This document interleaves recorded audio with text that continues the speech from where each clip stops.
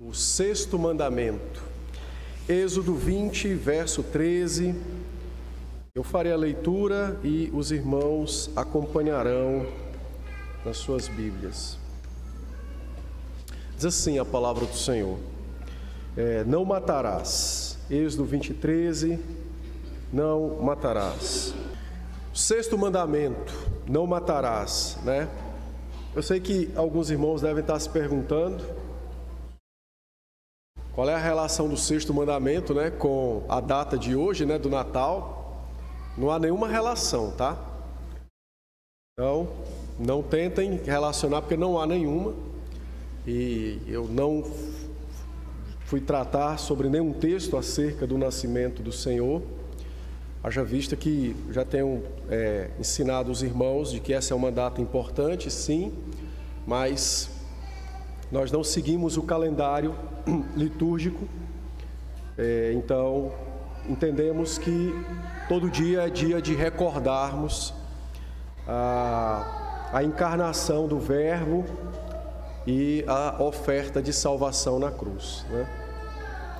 Mas voltando ao nosso texto, Êxodo 20, verso 13, não matarás. Eu quero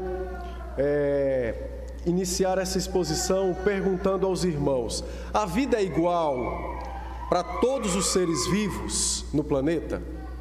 Vocês acham que a vida é igual para todos os seres vivos? Todos eles têm a mesma vida? Nós sabemos que as aves, os peixes, os animais, as plantas são seres vivos, não é? Os homens, mas todos gozam da mesma vida? Não. A Bíblia ensina que não. A Bíblia nos diz em Êxodo, ou em Gênesis, por exemplo, Gênesis 1, a partir do verso 26, que somente a vida humana é que goza da imagem e semelhança do Senhor. Somente os homens possuem almas imortais, racionais, almas que de fato conseguem relacionar-se com o Criador. Portanto, a vida não é igual para todos os seres viventes na Terra. Somente a vida humana tem a imagem do Senhor, né, impressa nela. Isso não quer dizer que os outros seres viventes serão desconsiderados por nós ou que serão tratados de qualquer modo. Nós devemos preservar toda a criação porque ela tem um dono. A criação pertence ao Senhor. Mas por que tratar desse assunto perguntando sobre se todas as vidas são iguais? A razão é simples. O sexto mandamento, ele é o mandamento que trata sobre a soberania divina, sobre a vida e a morte. Mas sobre a vida e a morte de quem? Dos homens. Porque o sexto mandamento também é o mandamento que trata sobre a santidade da vida. Da vida de quem? Dos homens. Pois somente os homens possuem uma vida santa, e a santidade desta vida não repousa no próprio indivíduo, mas sim naquele que a criou, que é o Senhor, e que imprimiu nela a sua imagem, a sua semelhança. Portanto, o sexto mandamento, que trata sobre essa soberania divina, sobre vida e morte e sobre a santidade da vida, apesar de ser um dos menores mandamentos escritos, não é, em quantidade de palavras, mas sem dúvida alguma ele é um dos mandamentos mais negligenciados, transgredidos. E isso não me refiro aos homens, aos homens em geral, mas me refiro à igreja. Infelizmente, muitos crentes transgridem o mandamento porque olham para o mandamento como sendo apenas a mera proibição de não matar alguém, quando na verdade o mandamento é muito maior e muito mais amplo, porque envolve a pessoa de Deus e a sua criação. Calvino, pensando sobre isso nas Institutas, ele vai dizer que quando um assassinato é cometido, ou Deus é violado na sua santidade, porque a imagem está impressa no homem, então ou Deus é violado na sua santidade, ou a imagem de Deus precisa ser completamente desprezada no homem, para que se dê um passo tão drástico a fim de matar alguém ilicitamente. Porque de fato, o primeiro pecado ou a primeira pessoa ofendida num assassinato não é a própria vítima, não é a pessoa que morre, mas é o próprio Criador que criou a vida e imprimiu nela a sua imagem, a sua santidade. Por isso que eu creio que é um dos mandamentos mais negligenciados, não é? Porque ele tem sido resumido a um mero não matar literalmente alguém, quando na verdade o mandamento abrange uma série de coisas que envolvem soberania e santidade de Deus e da própria criação. Na sua Bíblia está escrito não matarás, mas essa tradução ela não é a melhor tradução, não está errada, mas não é a melhor tradução. A palavra no hebraico, que é a palavra tidzar, ela tem um sentido de assassinar, que é diferente de matar. Então, é uma palavra, inclusive, que não era aplicada a uma série de coisas. Por exemplo, alguém mata um animal, não se usa essa palavra no texto bíblico para esse tipo de ação. Então, a melhor tradução seria não assassinarás. Por que isso? Porque isso envolve uma abrangência que contém no próprio mandamento. A ideia de não matar, ela restringe o conteúdo do mandamento. E, portanto, não se aplica a verdade que, de fato, a Escritura demonstra acerca da soberania divina sobre vida e morte e acerca da própria santidade da vida que tem a imagem de Deus. Mas não assassinarás é algo que vai mais além, é algo que se expande. Porque a ideia de não assassinar, que é a proibição do texto bíblico, envolve matar ilegalmente ou tirar a vida de um inocente. Então a ideia de não assassinar vai sempre implicar em ilegalidade, mas matar não, porque haverá ocasiões em que o matar torna-se legal para que não se quebre o mandamento que é não assassinarás. Eu vou explicar melhor estas coisas. Então, a melhor tradução seria essa, não assassinarás, e isso de fato compreende tanto a morte ilegal de qualquer pessoa, como o tirar a vida de uma pessoa inocente, que aí, lógico, configura-se em algo ilegal. Por que entender isso? Porque existem situações neste mundo pós-queda em que matar será exigido. Matar será exigido. Não é algo agradável, mas será exigido, exatamente para preservar a santidade da vida e reafirmar a soberania de Deus sobre vida e morte. Olha aí o capítulo 22 de Êxodo. Êxodo 22, versos 2 e 3 apenas. Depois nós vamos olhar outros textos para fundamentar melhor a nossa compreensão sobre o sentido, o significado do mandamento e suas aplicações. Então, a Escritura diz assim, Êxodo 22, 2 e 3. Se um ladrão for achado arrombando uma casa e sendo ferido, morrer, quem o feriu não será culpado do sangue. Então, percebe que aqui está a base para a legítima defesa. Então, veja que o Senhor está dizendo que Se um ladrão for achado assaltando uma casa, arrombando uma casa, se ele for ferido e morrer, quem o feriu não é um assassino. Agora,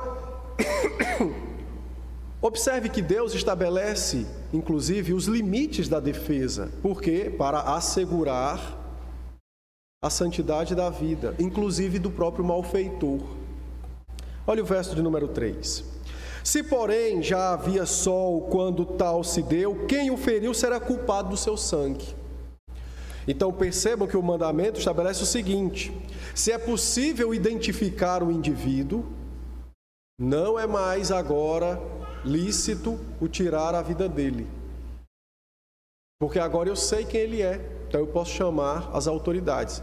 Lógico que nos nossos dias, esse princípio do sol não se aplica literalmente, aplicava-se a eles literalmente porque Israel vivia dentro de uma teocracia, havia uma lei de Deus, havia um temor do Senhor que dirigia os juízes. Não é a mesma coisa que nós temos hoje. Mas o que o mandamento está dizendo é que, se você pode evitar tirar a vida, ainda que de um assaltante, ou seja, se você protege a sua família e a sua casa, mas use recursos de modo que você também consiga proteger o próprio assaltante de si mesmo, que seja usado. É o que nós conhecemos como meios dissuasórios, não é? Então você tem cercas elétricas, você usa outras coisas na tentativa de que o indivíduo se abstenha do seu intuito, que é fazer mal a você. Contudo, o texto prossegue e diz: neste caso o ladrão fará restituição total. Se não tiver com que pagar, será vendido pelo seu furto. Então ele estabelece leis com relação ao roubo. O que ele roubou, ele devolve e paga em dobro se for animais. E o que ele roubou e não devolver, ou não puder pagar, isso aqui chama-se restituição, ele seria vendido como escravo e pagaria a pessoa a quem ele defraudou. Não é o nosso caso no Brasil, né? Nem em boa parte do mundo. Mas o que os irmãos se entender é que a base bíblica para a legítima defesa é, em primeiro lugar, você impede que alguém assassine você e a sua família. Contudo, ainda que você tenha a legítima defesa, você precisa tomar os cuidados necessários para não levar o outro a óbito, ou não causar o óbito do outro, mesmo sendo ele o seu agressor. Por quê? Porque há uma santidade da vida. Entende? Há uma santidade da vida.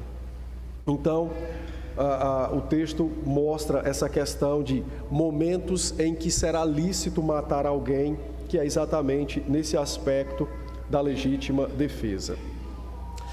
Mas há algo também legítimo que acontece exatamente para a defesa das vítimas e o estabelecimento da justiça. Olhe Êxodo 21, a partir do verso 12.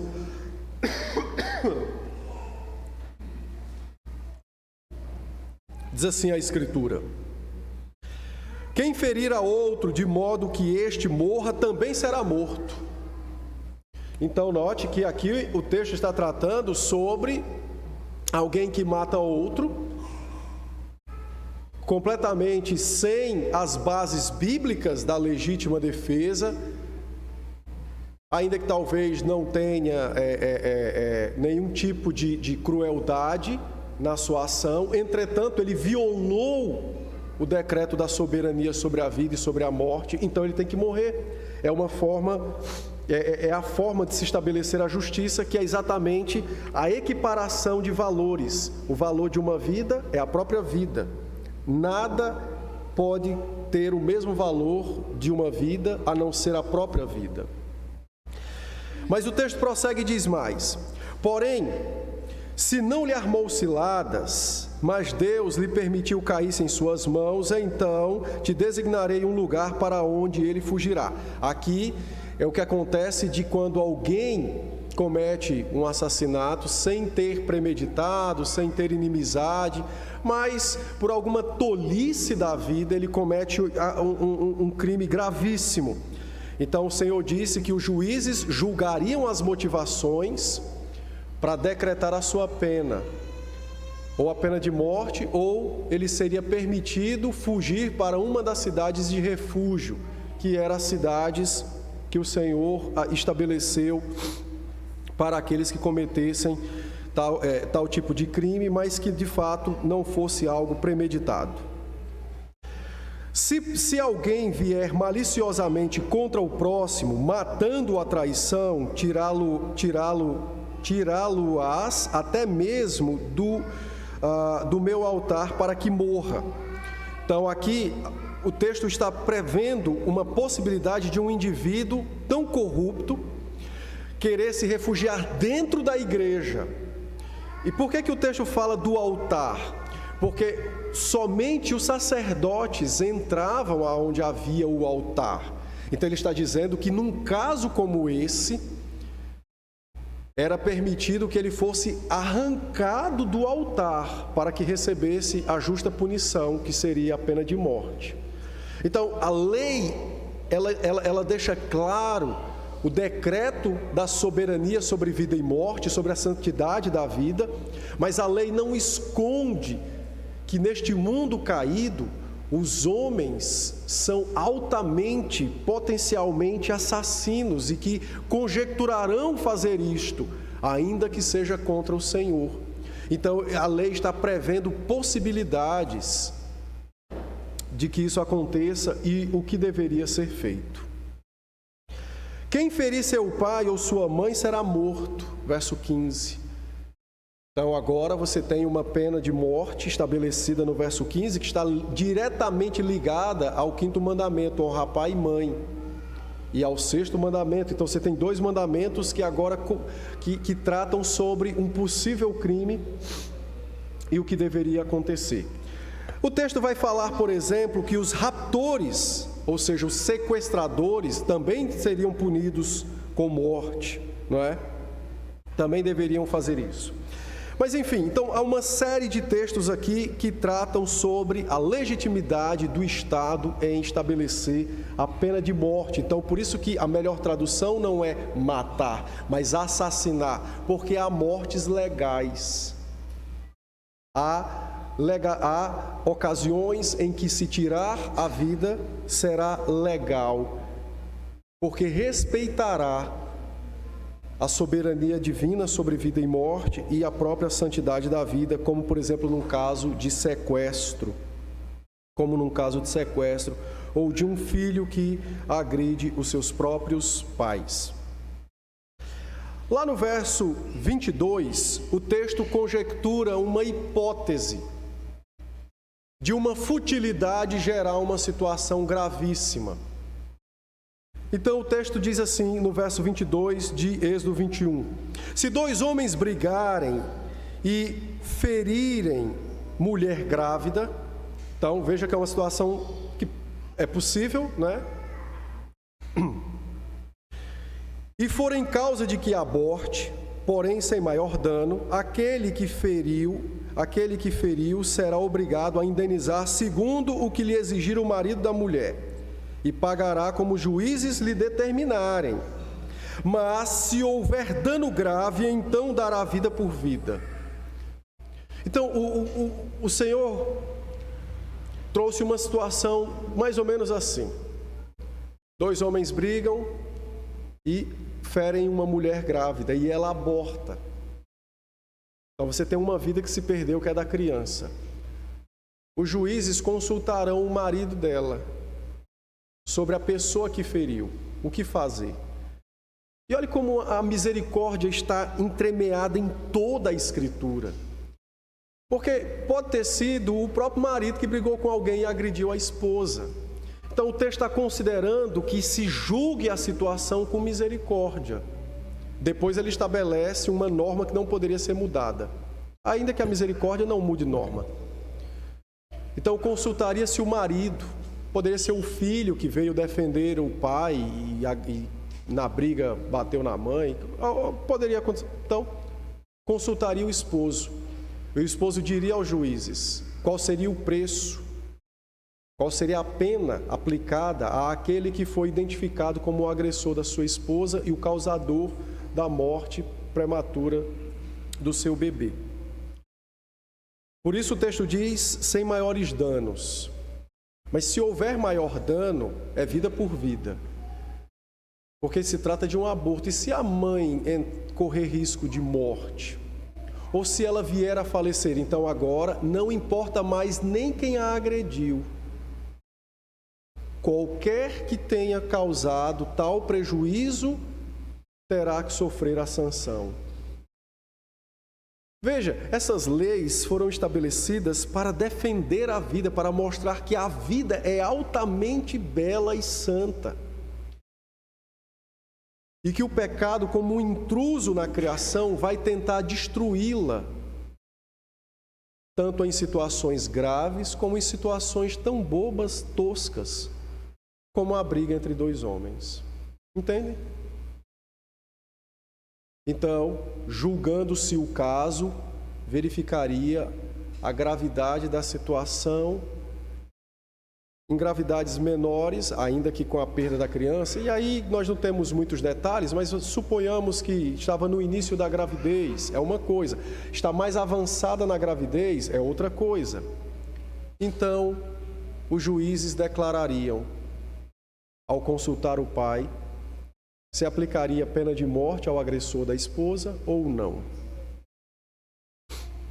O texto prossegue e diz assim: olho por olho, dente por dente, mão por mão, pé por pé, queimadura por queimadura, ferimento por ferimento, golpe por golpe. Olha que coisa incrível. O Senhor está dizendo que a punição é proporcional ao crime. Se uma pessoa é queimada intencionalmente, então aquele que a queimou também será queimado. A sua pena será essa. Como é que eu reverto uma queimadura de alguém? É só com pomada? E a justiça? E a beleza do corpo? E a santidade do ser? E a criação? Como é que ficam? Quer dizer que alguém simplesmente pode se esconder atrás de não faça isso comigo porque é injusto, mas ele pode fazer com o outro livremente? Não. A Escritura estabelece um padrão altíssimo de proteção para a vida e para os corpos humanos. Um padrão altíssimo. E tal padrão revela a beleza e a santidade da obra de Deus. Revelam a preciosidade da sua imagem impressa em cada um de nós. Portanto, todas as leis que o Senhor estabeleceu são leis justas e belas, porque elas enaltecem o Criador e a sua criação. E visam, então, dissuadir o homem, ainda que mal, de cometer tal coisa, sabendo ele que enfrentaria o próprio Deus por meio de homens.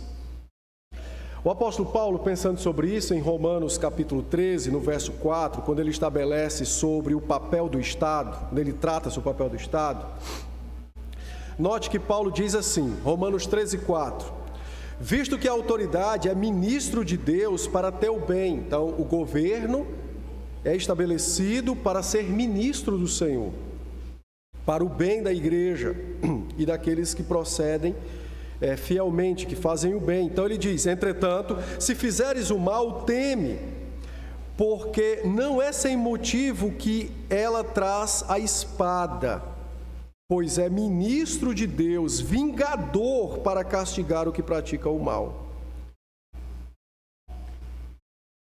Então, a própria pena de morte, que muitos crentes têm orgeriza por não entenderem a beleza de Deus impressa na própria vida humana, não entende que o estabelecimento do Estado com a autoridade para julgar alguém digno de morrer por ter feito algum crime, faz parte da própria defesa do Senhor para com o seu povo, para com a sua criação.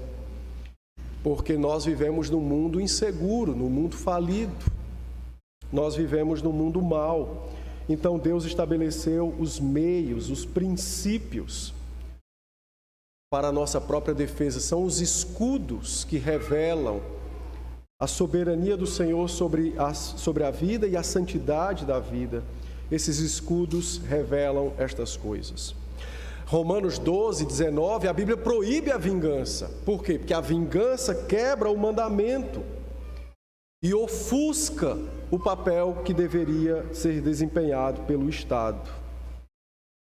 A quem compete declarar alguém digno de morte quando comete algum assassinato? Somente o Estado. Então veja que o Senhor estabelece os mecanismos para a nossa proteção e defesa, não é? O Senhor deixa claro estas coisas. Gênesis 9, verso de número 6, quando Noé desceu da arca, agora ele viveria um novo mundo, um mundo pós-diluviano. E é interessante porque os irmãos devem ter em mente que Noé foi a única pessoa que viveu dois mundos separados na terra. Ele viveu um mundo pré-diluviano, ou seja, ele ainda viveu na época em que o mundo era igual ao que o Senhor criou, no sentido físico das coisas.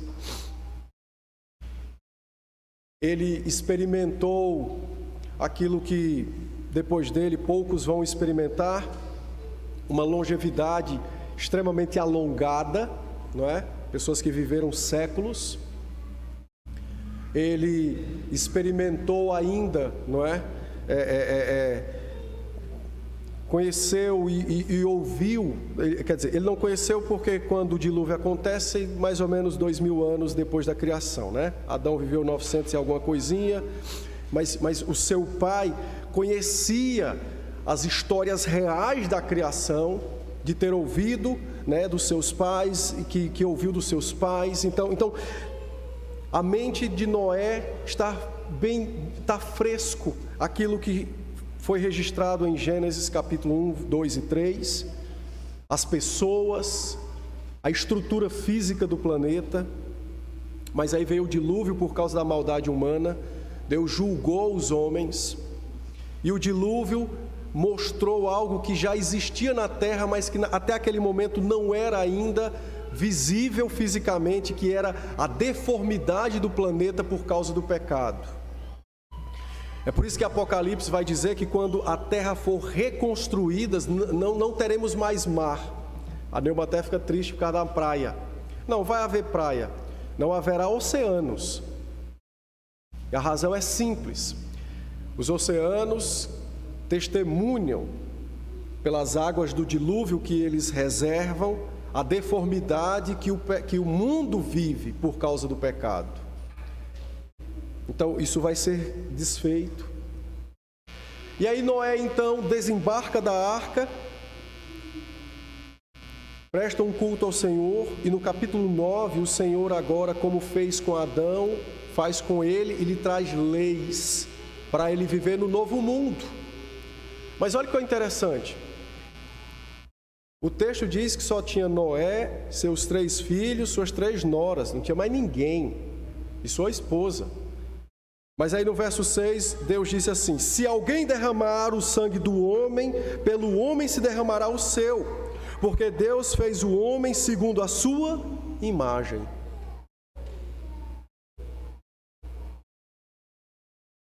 Então Deus disse a Noé: o dilúvio não eliminou o pecado do coração dos homens. Foi uma prova do julgamento e um descortinar do quão deformado está o planeta por causa do pecado. Então diga aos teus filhos, aos teus netos, bisnetos e assim por diante: qualquer homem que assassinar outro sofrerá na sua própria pele esta pena, a própria morte, vida por vida.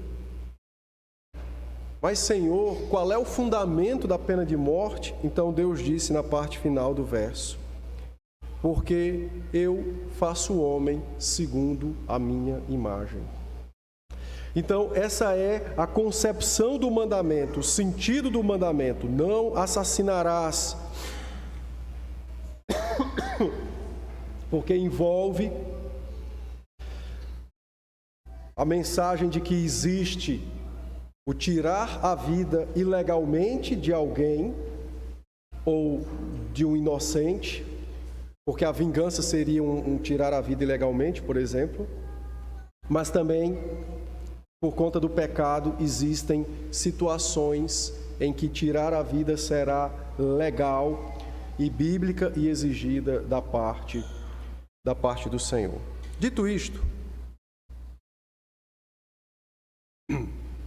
nós vamos trabalhar o mandamento como eu tenho feito, exigência, proibição e as aplicações para nós no final.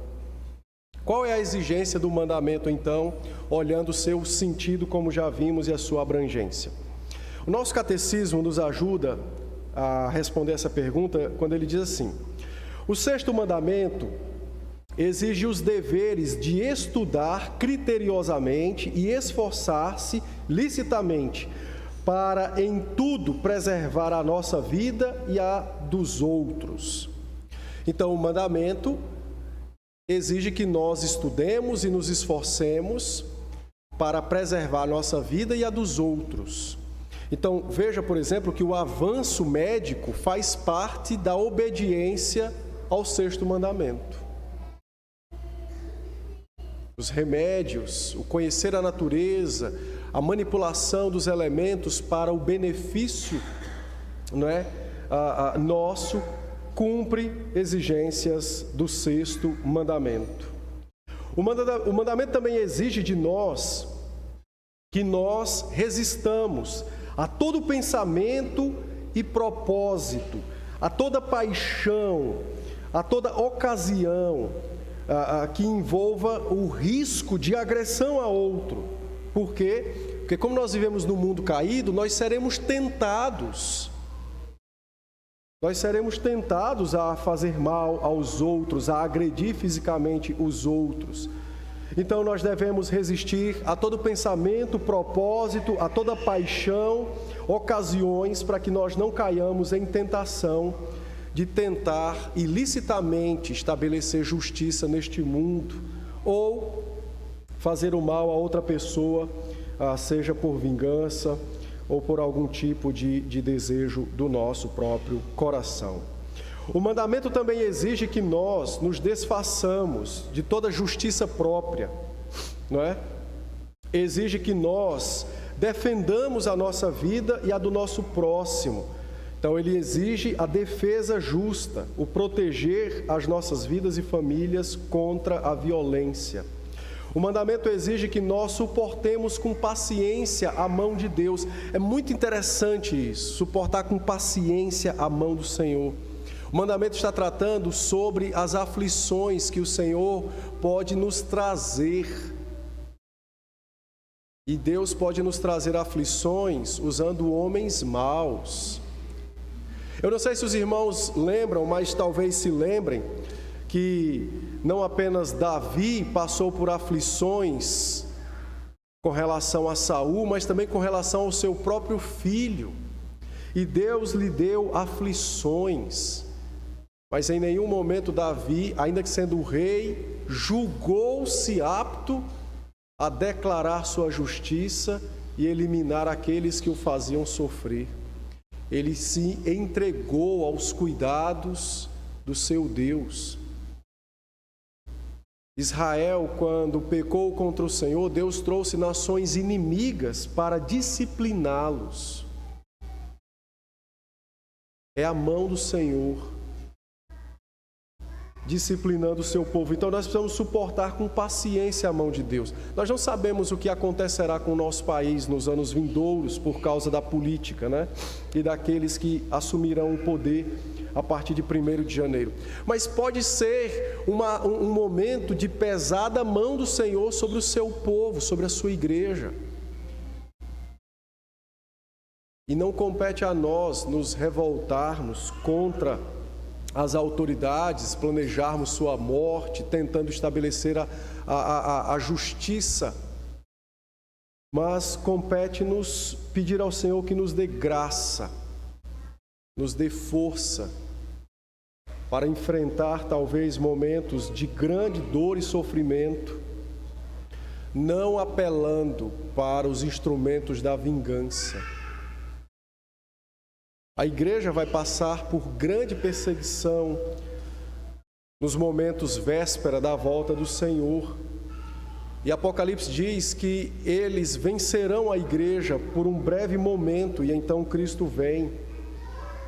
Então o Senhor trará, por sua boa e santa mão, algum tipo de sofrimento e nós precisamos aprender a suportar pacientemente quando isto acontecer em nossa própria vida. O mandamento exige que nós tornemos nossa mente serena e que nos alegremos em nosso espírito. Isso significa dizer que nós precisamos treinar o nosso coração a viver neste mundo olhando para a vida vindoura. Quando a Rebeca era menor, toda vez que eu assistia um filme assim que envolvia violência, eu ficava assim, eu ficava extremamente alerta, né?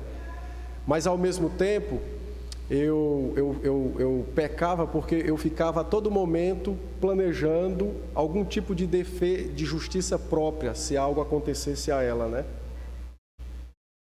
Bom, é meu dever cuidar dela, mas quem disse que eu vou cumprir bem esse dever? Mas Deus cumprirá bem a sua tarefa de guardar o seu povo. Então, é melhor que eu me confie a Ele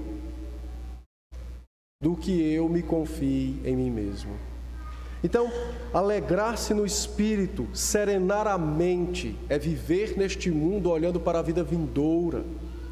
É saber que, de fato, este é um mundo de dores e não espere outra coisa deste mundo.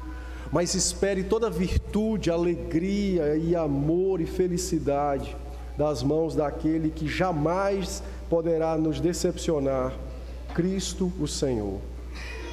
Então alegre-se no seu espírito, na pessoa bendita de Cristo.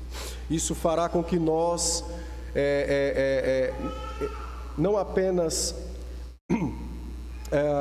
resistemos contra a tentação, mas fará com que nós não concedamos nenhum tipo de brecha para que nossas almas sejam tentadas a caírem no desgosto, na murmuração, na angústia, na decepção e então no barbarismo, ou seja, faremos aquilo que julgamos ser o melhor, porque nada funciona neste mundo.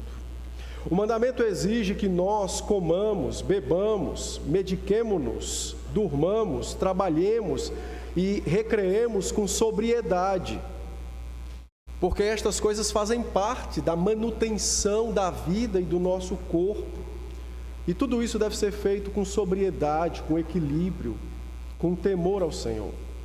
O mandamento exige que nós cultivemos pensamentos caridosos, amorosos, cheios de compaixão, mansidão, benignidade e bondade. Eu não sei se os irmãos já perceberam, mas quando alguém comete algo de errado, se nós de imediato respondermos àquilo que aconteceu de errado, pensando sempre que o pior da pessoa, que ele fez assim porque ele já queria me ofender, tal é porque ele fez isso e eu não percebi, você se inflama e fica iracundo. Mas se nós olharmos Romanos 12 e entendermos que aquele irmão falhou contra mim, porque ele é um pecador, e que talvez ele não fez aquilo premeditadamente, a própria ofensa é atenuada, é amenizada, e as portas são mais largas para a reconciliação e o andar juntos. Então, o mandamento exige que nós vigiemos e cultivemos em nossa mente, nosso coração, pensamentos caridosos, de compaixão, mansidão, benignidade, amor. O mandamento exige que nós também disciplinemos nossa fala, para que falemos de modo pacífico, cordial e cortês. E Provérbios trata disso, né? A palavra branda desvia o furor e às vezes nós falamos palavras duras quando existe furor no ar. Então nós pioramos a situação, até provocando uns aos outros. O mandamento exige que nós sejamos longânimos, pacientes, prontos a nos reconciliarmos com quem nos ofendeu. O mandamento exige que nós suportemos as ofensas, perdoemos os nossos ofensores prontamente, não cultivemos mágoa, amargura em nossos corações. O mandamento exige que nós retribuamos quem nos faz o mal com o bem. Não pague mal com mal, pague o mal com o bem, diz a Escritura. Vença o mal com o bem. O mandamento exige que nós retribuamos a quem nos faz o mal com o bem. O mandamento exige que nós nos confortemos mutuamente, socorramos os aflitos, defendamos os inocentes. Tudo isso faz parte da exigência do mandamento. Então veja que isso envolve todas as áreas da nossa vida, não é? Todas as áreas da nossa vida. Agora os irmãos vão poder entender Mateus 5, 21 e 22, quando Jesus disse: olha, quando alguém fala mal de outro, quando alguém pronuncia um insulto contra outro, quando alguém se ira contra outro sem motivo, está sujeito a julgamento. Ele estava mostrando exatamente as entranhas do sexto mandamento. E não apenas quando alguém fere fisicamente ou mata fisicamente alguém, e isso de forma ilícita. Por quê? Porque todas estas coisas envolvem, não é, as mais variadas áreas da nossa vida, nossos relacionamentos. Envolve um cultivar pela beleza da vida que nos foi dada pelo Senhor, pela santidade da vida que tem como sua fonte a imagem de Deus. Mas o mandamento também tem suas proibições. Não assassinarás. O que isso significa? Tirar a vida de alguém de qualquer modo, desde que seja de forma ilícita, não é? Então o mandamento proíbe isso, tirar a vida de alguém de forma ilícita, tá? Porque, como eu já disse, existem formas lícitas, não é? Em casos de pena de morte, autodefesa, guerras e assim por diante, quando são guerras também legítimas. O mandamento proíbe a negligência ou a retirada dos meios lícitos e necessários de preservação da vida. Então, o mandamento proíbe, e é interessante como existe algo na nossa sociedade, que na época da reforma os reformadores trataram desse problema e que hoje as pessoas acham natural. Em momentos de crise de água, por exemplo, quem tem água para vender, ele não dispõe para vender, porque ele quer que o preço suba. Tem gente que diz que isso é a lei natural da demanda e da oferta. Não, o mandamento proíbe tal coisa, e a reforma proibiu tal coisa. Por quê? Porque se isso é algo lícito e necessário para a manutenção da vida, ele não pode ser restringido, diminuído ou retirado. Porque isso implica em morte ilícita e quebra o sexto mandamento. Quando nós temos seca, por exemplo, que a produção agrícola diminui, é natural que os preços se elevem. Mas é pecado daqueles que têm para vender e que omitem os elementos, os grãos, para que o preço suba. Isso torna o que é pobre e mais passivo da morte. A amargura, o que tem menos, e é proibido a amargura no mandamento, porque a amargura, ela traz o desejo da vingança, ainda que não seja executada. E a Escritura proíbe tal coisa. Então, quando se tira um meio lícito ou necessário para a vida, isso quebra o sexto mandamento. Quebra o sexto mandamento. Então, veja como o mandamento é abrangente por conta da beleza, da santidade, da soberania do Senhor sobre a vida e a morte, a própria santidade da vida por conta da imagem do Senhor. Então, o mandamento proíbe retirar o que é necessário para a manutenção da vida. O mandamento também proíbe a ira pecaminosa.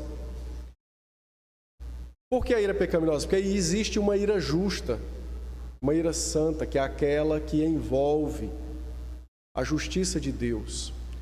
Quando você lê nos Salmos, o salmista dizendo: Senhor, quebra o queixo de alguém. Isso é uma ira justa. Veja que a pessoa está sofrendo, ele foi ferido por outro e ele está restringindo a sua indignação, ele está sufocando o seu desejo de vingança por obediência à Escritura e ele está apelando ao perfeito juiz. Isso é o que nós chamamos de oração imprecatória. É como se fosse um reclamar ao juiz pela justiça, só que ele agora reclama ao Deus da justiça pela justiça. Então ele diz: Senhor, olha o que ele está fazendo, dê tal paga, julgue-o, porque compete ao Senhor a vingança. Então, o mandamento proíbe a ira pecaminosa, o ódio, a inveja, o desejo de vingança e toda paixão excessiva, desgovernada. O mandamento, quando trata sobre a paixão desgovernada, ele está proibindo relacionamentos e formas de relacionamentos que são contrárias à santidade da vida e contrárias à soberania de Deus sobre a vida e sobre a morte.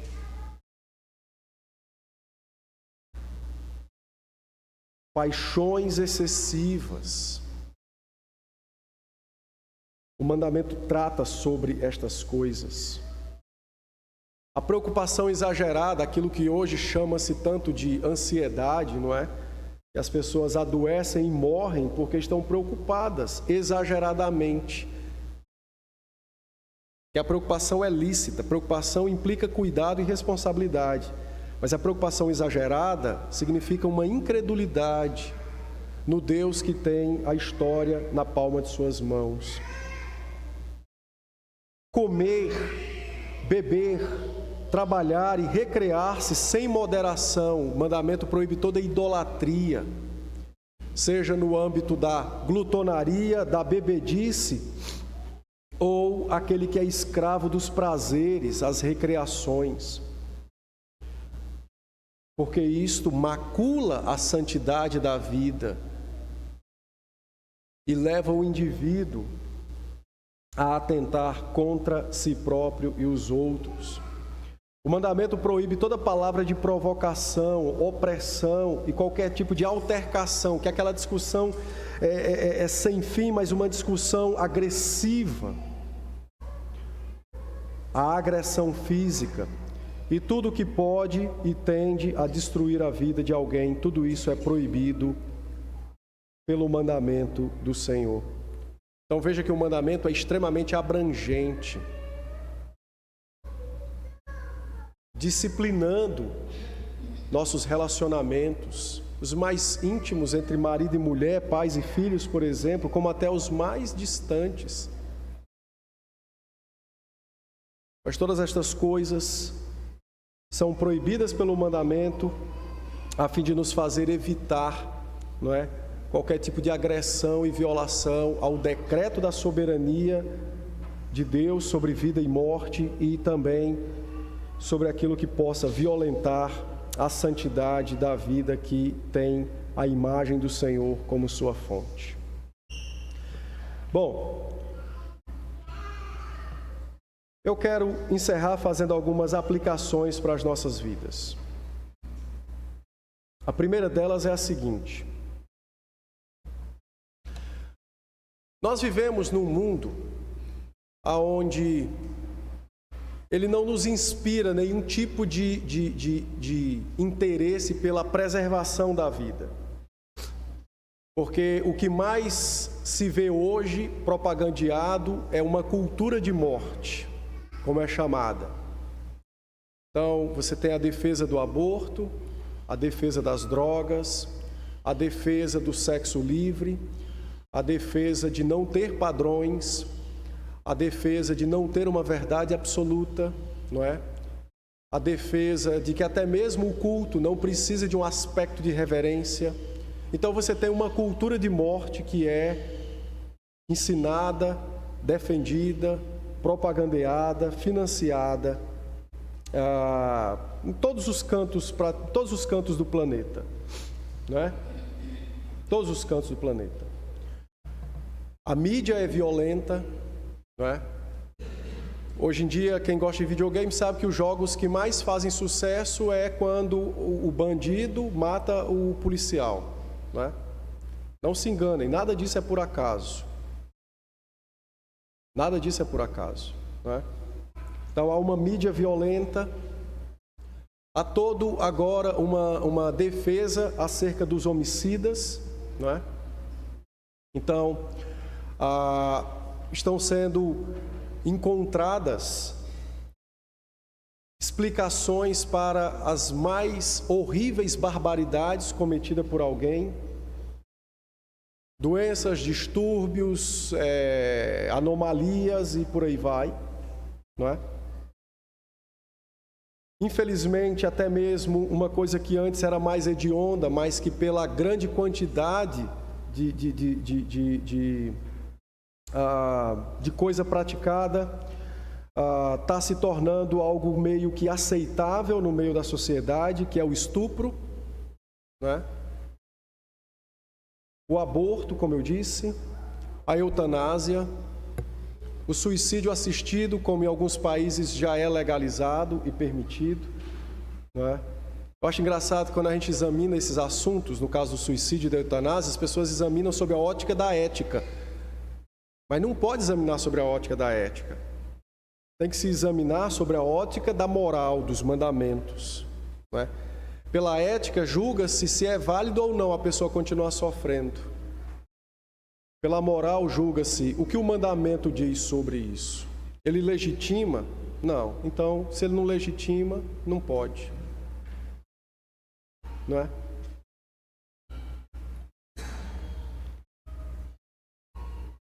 Guerras, terrorismo e etc. Então, a atmosfera maléfica, né, dessa cultura de morte, ela está entremeada neste mundo, infelizmente na nossa vida também.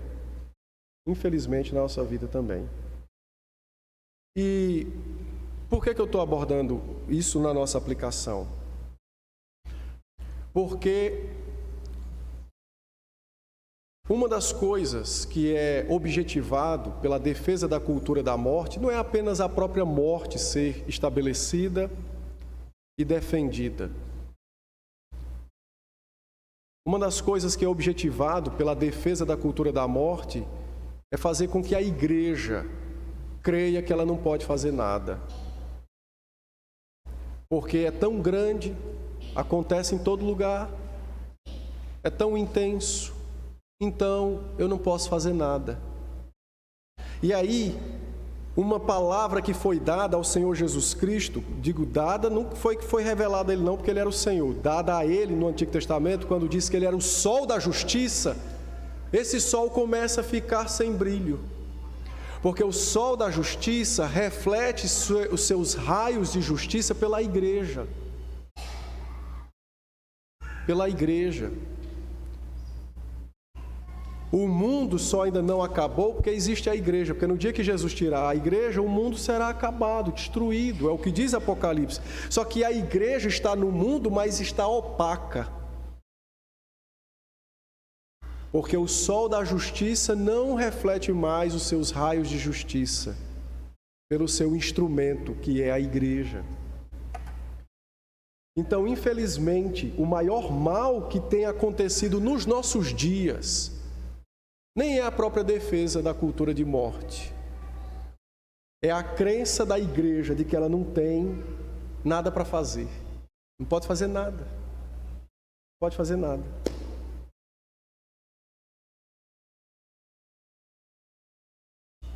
Isso é extremamente contrário ao Evangelho. Porque o Senhor não nos comissionou para livrarmos pessoas do corredor da morte, não nos comissionou para impedirmos estupros, sequestros, homicídios. O Senhor nos comissionou para ir e fazer discípulos, ensinar as pessoas acerca do Evangelho. O Senhor nos disse que a única coisa que transformaria o mundo era o Evangelho, nem é a educação. Quem crê que a educação é transformar o mundo, está errado. A educação vai dar requinte à crueldade. E as pessoas serão bem educadas e poderão desempenhar o seu mal de uma forma mais eloquente, não é? Adestrada. A única coisa que muda o mundo é o Evangelho. Mas quando a igreja crê que ela não pode fazer nada, o que é que ela está fazendo? Ela está negando o Evangelho, que é o poder de Deus para a salvação de todo aquele que nele crê. Foi o que disse a Escritura. O apóstolo Paulo disse isso em Romanos capítulo 1. A Escritura é o poder de Deus para converter homens. Mas porque nós não cremos que a Escritura transforma as pessoas, então nós vamos adulterando as coisas para convencer os homens a achar que Cristo é legal, bacana e atualizado, ignorando a presença do mal e do pecado no coração dos homens, o homicídio que ali está, esperando um momento exato para se materializar. Nós precisamos entender que nós fomos chamados para ser o sal e a luz do mundo, e nós só conseguiremos fazer isso mantendo nossa convicção firme de que nós podemos fazer alguma coisa. Não nós no sentido de nossa própria força, mas nós no sentido de nossa responsabilidade. E o que nós podemos fazer? Nós podemos orar e ensinar. Orar pela conversão das pessoas e ensinar o Evangelho para que elas se convertam. Essa é a nossa arma. Por isso que Paulo disse que a nossa arma não é contra carne, não é contra sangue, mas contra principados e potestades, ou seja, contra opressões, contra espíritos malignos. E eu não estou falando de batalha espiritual, de anjo contra demônio, não, porque os anjos não lutam contra os demônios. Quem luta contra demônio é crente, porque ele luta contra um demônio que tem dentro de si próprio, que é a sua vontade carnal. A batalha espiritual é feita no nosso dia a dia, quando me surge uma oportunidade para ganhar alguma coisa ilicitamente, e eu digo não, mesmo que perda aquilo, mas porque eu quero satisfazer a vontade do meu Redentor, que é um demônio maior do que este. A nossa luta é exatamente por manter acesa a chama do Evangelho, a começar em nós, e então espalhar-se-á pelos demais. Os crentes precisam entender isso. Não oramos mais pela paz, porque não adianta, porque tem um Putin, tem não sei quem, que conversa esses homens, Deus pode matar a qualquer momento e acabar a querela.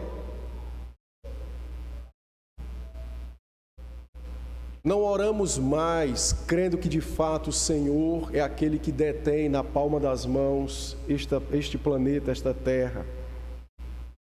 Nós precisamos orar por isso e trabalhar por isso. Você não precisa ir lá na Ucrânia para pacificar a guerra pregando o Evangelho. Não, pregue o Evangelho aqui, aonde você estiver. Quer procurar um ucraniano? Vá lá em Ponta Grossa que você vai encontrar.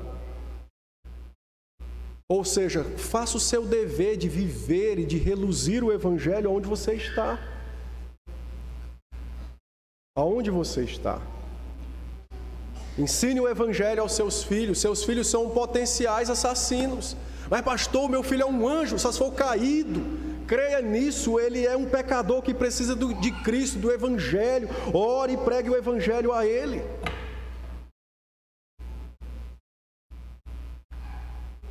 Nós não faremos nada, no sentido mesmo de nada, se nós pensarmos sempre em sair de nossas casas ou de onde estamos para fazer algum tipo de diferença neste mundo. Não, comece em casa e Deus alargará as fronteiras enviando pessoas para que possam ouvir a palavra de nossas bocas. Então, não se deixe vencer pelo mal, vença o mal com o bem, com orações, com atenção verdadeira, com fé verdadeira, com ações. Cumpra o seu dever de amar o Senhor acima de todas as coisas e de pregar a palavra. Lutero, quando comentou sobre esse mandamento, fazendo uma ligação com a palavra do bom samaritano, Lutero disse assim: este mandamento não é violado apenas quando uma pessoa faz o mal, mas também quando alguém falha em fazer o bem. Quando alguém falha em fazer o bem, também viola o mandamento, como eu já tratei. Por isso que o Senhor Jesus, em Mateus 5, tratando da soberba e do homicídio que naturalmente reside no coração dos homens por causa do pecado, no verso 21 e 22 de Mateus 5, o Senhor mostrou agora a outra face do não assassinarás, quando ele disse: ouvistes que foi dito aos antigos, não matarás, e quem matar estará sujeito a julgamento. Eu, porém, vos digo que todo aquele que sem motivo se irá contra seu irmão estará sujeito a julgamento. E quem proferir um insulto a seu irmão estará sujeito a julgamento do tribunal. E quem lhe chamar tolo estará sujeito ao inferno de fogo. O Senhor estava mostrando a abrangência do mandamento, que começa pela transformação do coração. Por isso que o que podemos fazer não é fazer ONGs para resgatar pessoas, pode ser feito também, mas não é isso que vai resolver o problema. O que vai resolver é a vivência e o ensino das Escrituras para a transformação de todo aquele que nele crê. Porque, como o Senhor mesmo disse, o homicídio jaz no coração. Então, pense nisso. O que você pode fazer? Orar e ensinar. Orar e levar o Evangelho a outros.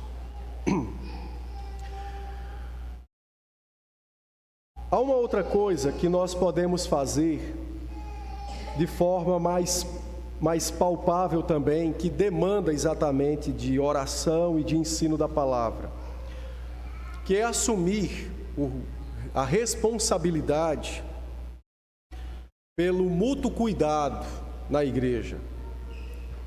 Às vezes, nós queremos transformar o mundo, mas nós não queremos assumir nosso dever de cuidar uns dos outros no relacionamento mais próximo, no sentido de fé, que é a vida comunitária, a vida na igreja. Nós oramos pela paz mundial, mas alguém me fere e eu não falo mais com ele. Olha que maravilha! Pronto, acabou. Vai ganhar o prêmio, né? O Nobel da Paz.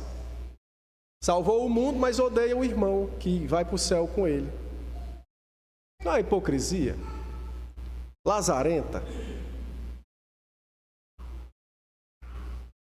Em primeiro lugar, e por isso que a igreja falha em ser luz, é porque está falhando em assumir a responsabilidade do mútuo cuidado uns com os outros.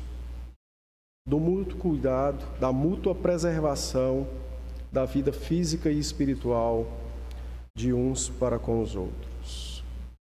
Então isso nós podemos fazer, mas vai dar trabalho, é cansativo, também é chato.